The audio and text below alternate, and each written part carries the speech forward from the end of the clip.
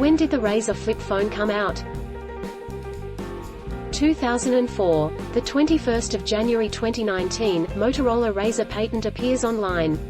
A patent application was discovered by 91 Mobiles showing a device similar in design to the 2004 Motorola Razr flip phone but with a display that runs the entire length rather than featuring a top screen and numerical keyboard.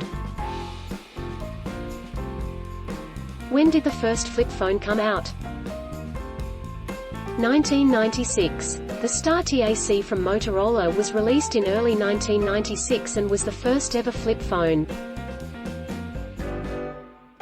Don't forget to subscribe and hit the bell notification for more of these videos.